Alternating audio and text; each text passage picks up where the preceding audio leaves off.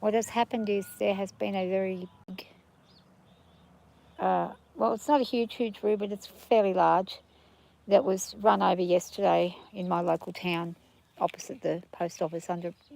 He was lying under a big tree. I went to the post office and there he was opposite the post office lying under the tree, and I thought he was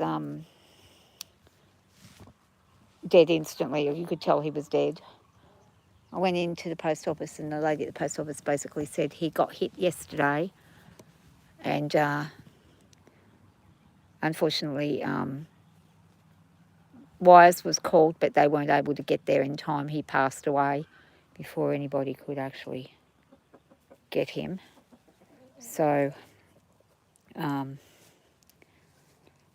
think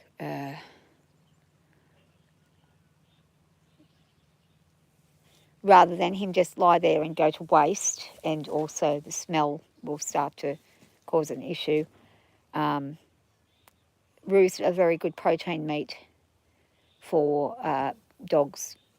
So if I ever do see one that's on the road that's suitable, that has passed, and there's nothing I can do to help it, and it's dead already, and it's going to go to waste, I do tend to place it, bring it home, and give it to the animals to see. So before I show you the actual brew, I want to be very careful. I don't want anybody who, if you're squirmish or if you don't like to see animals that have passed away, then it's not the time to watch.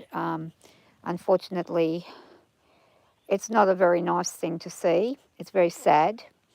And this poor creature was an absolutely magnificent fella.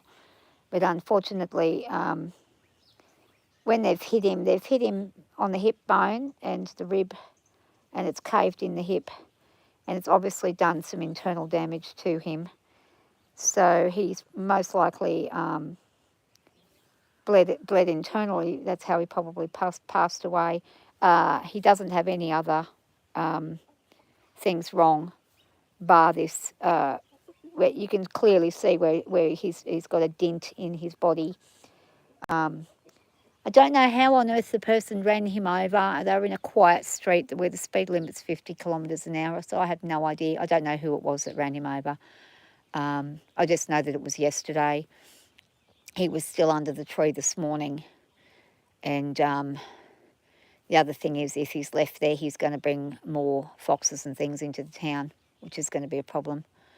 So I did grab him. And, I didn't grab him. Josh picked him up and got him in the car because I could not lift him. He's probably about 60 kilos, maybe even more. He's definitely as heavy as me, if not quite a bit heavier. So just a warning before I show him, and I did put a warning on the front, but this is not a pleasant thing to see. So what I'm going to do is I'm going to show you this part of him and how big he is. He's got a very big tail, and he has immensely huge feet, and that's what they look like up close.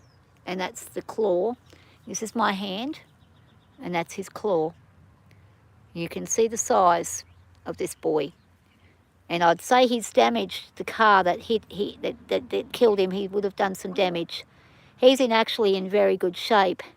He should not have died. This should not have happened, especially not in the main street where you don't really need to be having this happen.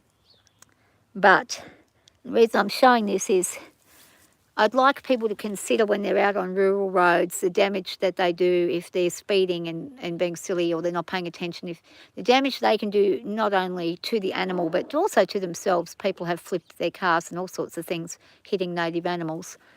I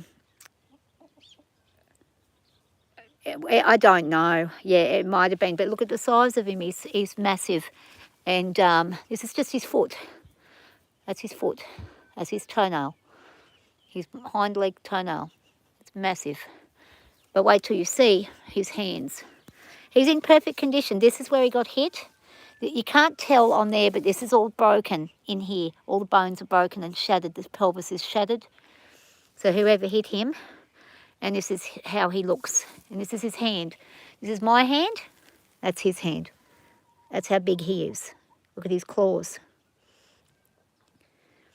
And the good thing about, the only good thing good to come of this is that he won't go to waste. If you have a look, he's got rigor mortis. He is a little stiff at the moment, but look at the claws on him. This is him. He's really quite large. So if you are driving on rural roads in Australia, just bear in mind you want to try to avoid hitting these creatures. They're beautiful creatures. You don't want to hit them because they're beautiful and they're lovely. But also, if you injure them and they don't die, this fellow, I was told, took 2 hours roughly to die. And nobody was able to get to him in time because we are quite remote. And he, I mean, look at him, he's perfect. There's nothing wrong with him. He's in excellent condition. Oh, he's beautiful. He's absolutely beautiful. It's so sad. I got quite upset when I saw him, but I'm glad that he didn't take more than a couple of hours to pass. I wish that had been sooner. I wish there could have been somebody come along and just help him straight out, but unfortunately he took about 2 hours to die apparently. So the poor darling, and you can see how deformed that part of the back of him is. It's pushed in.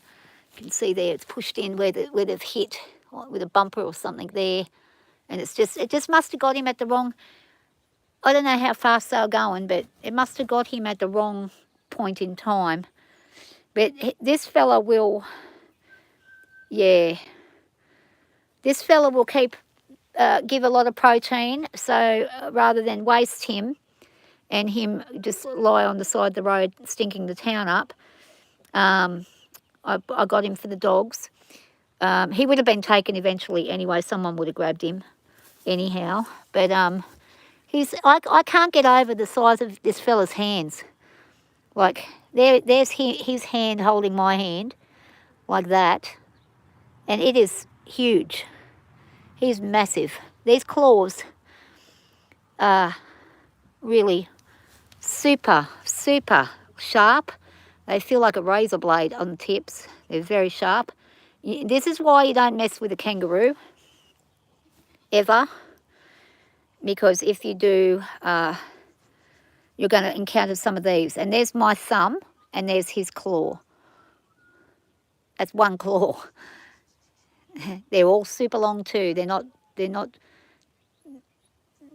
side ones are a little shorter, but they're all like, it's like, if you got slapped by that, this is why kangaroos, when they fight, it's so bad. This is why they push themselves backwards, because they don't want this claw going through their skin or through their neck. That's why when they do fight, you'll see them mostly use their back legs. You don't prepare it, the dogs just eat it as it is. They eat it raw. That's how they eat it. They just have it like that. The red meat, it'll be gone. Tomorrow, this will hardly be here. There'll be probably nothing left. If my dogs don't get into it, there'll be foxes and things will come and take this in the night. He'll go fairly quickly. Lucky it's winter and it's cool. He does not smell at all. He was out. He died at 1 o'clock yesterday afternoon, apparently. That was when the post office closed, and the lady noticed he had passed on at that point. So he's been sitting for a little bit, but I think he's just gonna. He won't last long. They'll take him apart very quickly.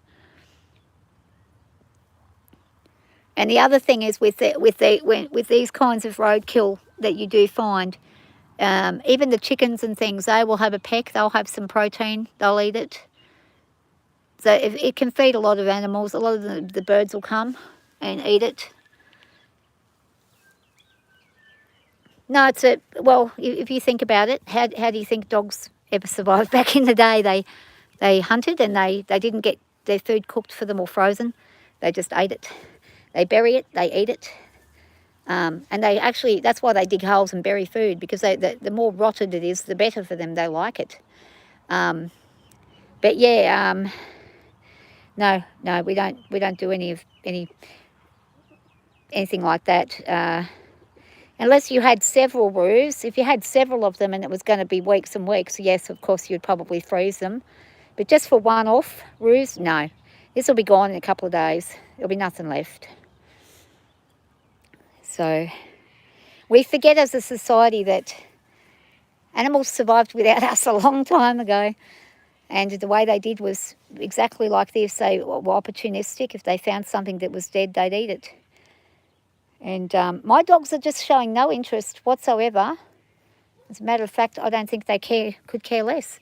When I first brought it back, Sudi showed a little bit of interest, and then he just went, nah, I can't be bothered. I think he did. I think he'll wait until some of the hair starts to get ripped by Papa. Sudi, come on! But usually they go for the back end, and they get the back end first. That's where they usually go. They work their way up to the top end because the back's easier to get at and the underbelly is easier to get at. But kangaroos are very, very thick-furred.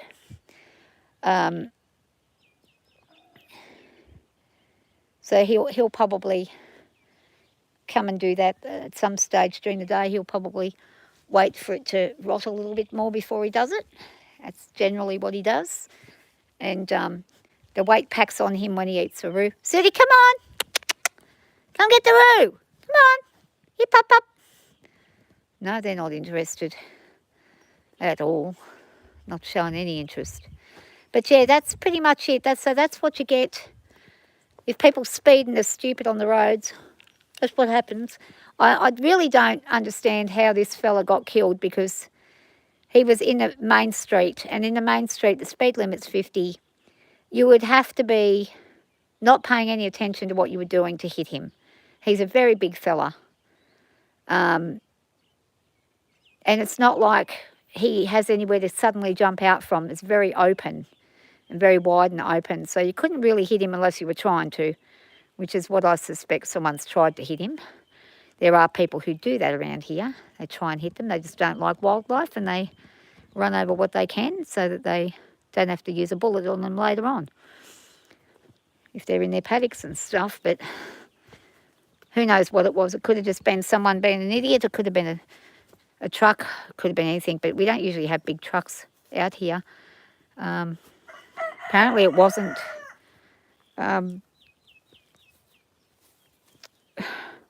He kind of just limped over and lied himself under the tree and then died.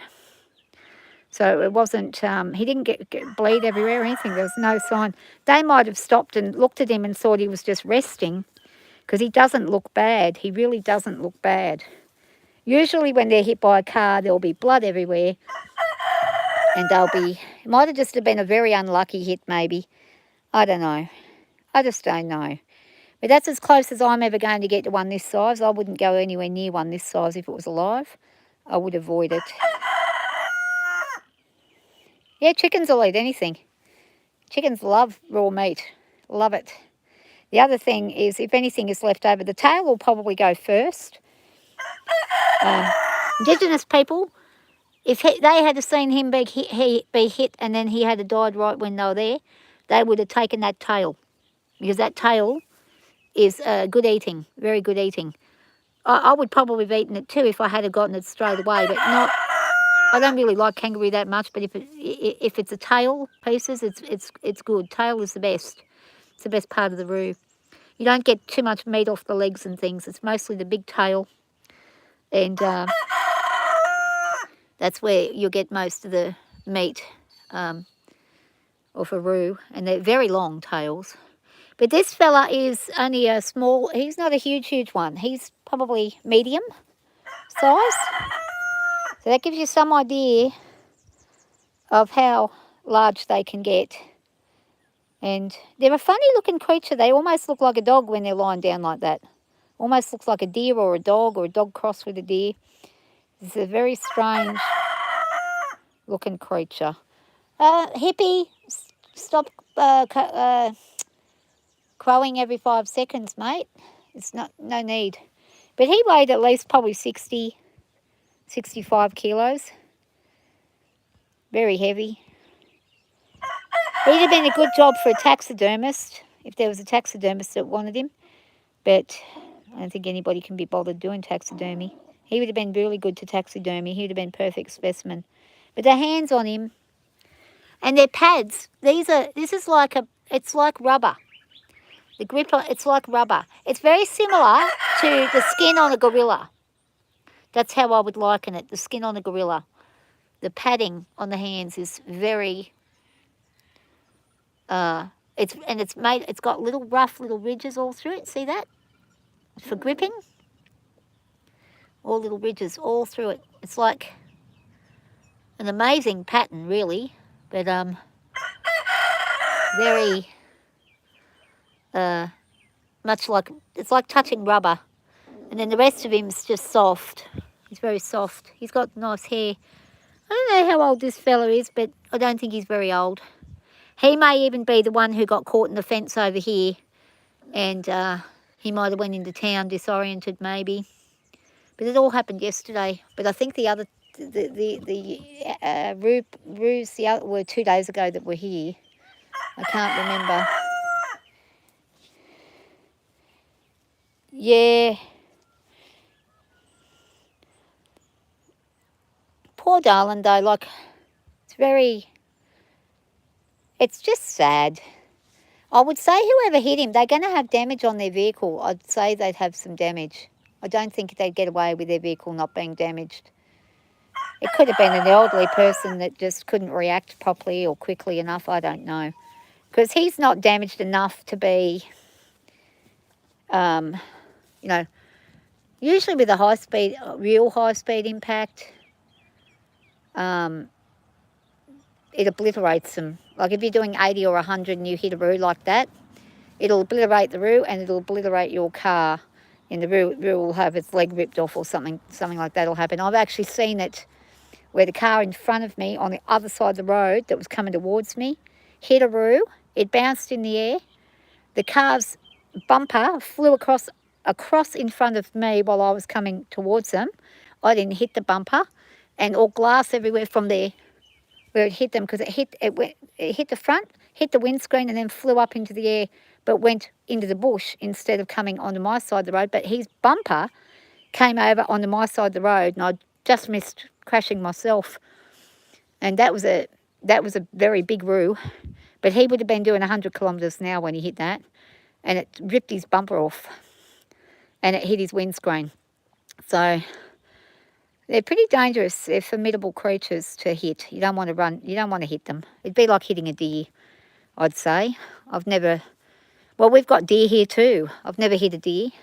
I ran over a kangaroo once, and it was the most horrendous thing I've ever witnessed in my life. And I was probably doing about 80. I was in a ute, and the ute flew in the air, just went flying. And then we landed, and unfortunately, it was a mother with a baby. The baby was flung. The baby died instantly, and the mother died instantly. But at least they didn't suffer. I was an absolute mess. And I had my son in the car, and he wasn't able to drive or anything. So I just had to sit there for about an hour until I could get myself together to drive, because it was very shocking. He comes straight over the top of an embankment and just right into me. Boom. Well, it was a female, but that was horrible. The worst part was the baby, but they were both dead straight away. There was nothing I could have done. I couldn't have done a damn thing about it. But, yeah, it's pretty bad. But I just wanted to show you guys so you see up close what they're like, and the powerfulness of them, how powerful their claws and things are, because people think they're really, furry, friendly furry animals, and they're actually not. They'll fight you. with those big ass claws, and you don't want that happening ever. I'm going to wash my hands quickly. Highway fatality, yeah, the deer, yeah. And they've got the big antlers too. I've seen accidents with deer. I've seen people that have posted accidents where deer have gone through their windscreens and stuff, and there's been people that had them go flip over the car and through the windscreen, and the antlers gotten the people, like pierced the person, which is dreadful. My pipe's being exposed here, look at that. I have to do something about that. But yeah, I just wanted to show you this before the dog's tucked into it and it disappeared. So I might forget later on that it's even there. So thanks for coming and looking.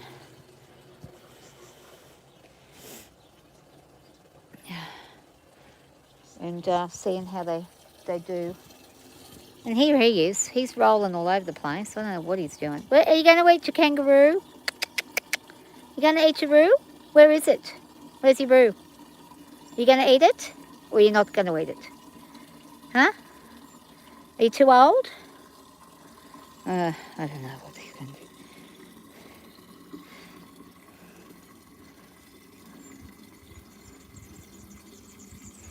He might not eat it. He might leave it for the fox.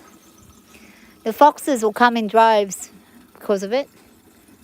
And then I'll have to watch the chickens for a few days that they don't get... I've got them locked up in case a fox turns up.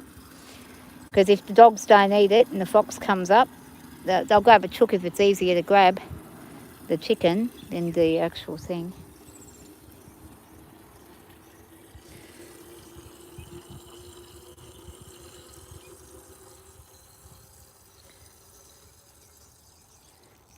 Oops. Oh, whoa. But yeah, that's pretty much what happens when we find them if they've been killed on the road. If they're in good condition, that's what we do. We just bring them back. We haven't been able to get one. There's been a few on the road, but they haven't been in good condition. The other thing is if they're mangled, you can't really get... If they've got glass near them and stuff, you can't really take them because there could be glass embedded in the meat. And it's not a good idea to feed a roo that's got glass on it to a dog. I have heard where people have done that and the dog has ended up having trouble and cutting itself because of the glass. So it's not the greatest thing to do. I used to deliver newspapers at night in the mountains, dodged a lot of deer. Yeah. Yeah. I used to dodge roos every day when I used to go to work. Every day in the morning, and then when I'd come back in the afternoon. They weren't so bad in the afternoon in the summer, but in the winter you would get them in the afternoon. But I've been very fortunate. I've only ever I hit that female with the baby, and then I hit another one. There was a wallaby that jumped out, and both times they've jumped off of a cliff bank straight in front of the car. They've just jumped over the cliff. There was no way to stop it. And thank goodness both times they both died straight away. There was no having to do any mercy killing or anything like that, which I wouldn't be able to do. I'd have to get somebody else to do it because I couldn't handle it. I wouldn't be able to do it. But we've really got a very nice day today. It's very sunny. I'm going to let this horse out so she can play a bit.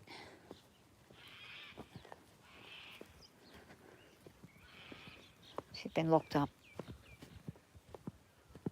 since about 6 o'clock this morning, so I'll let her out. You ready to go, Bubby? I'm going to have to go and lie down. I'm a bit drained from doing all that. Just didn't expect to find a big root this morning, but when you find one, you've got to take the opportunity to... Come on, Bub, move it forwards. You've got to take the opportunity to grab them because they go quickly. People will take them fast. If it had been like a Wednesday or Thursday, it would have been gone straight away. Mondays are quiet and no one goes to the pub Monday, so it would have been, that's the only reason it's still there, but good lot of protein for them anyways. Ooh. So, thank goodness for that. She can go down there. Is that gate done? I don't know if it's done or not.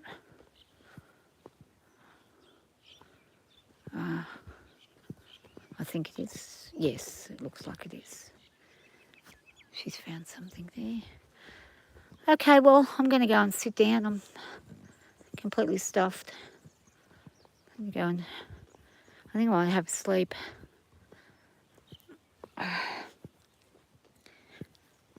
If I can. But now you've seen one up close. Sorry it was under those circumstances. Pretty horrible. But yeah, I think the lesson is for the people in Australia, just watch how fast you go. Be careful, because these fellas are big and they're beautiful creatures, and they really don't need to be getting whacked by cars every 5 minutes. That's for certain.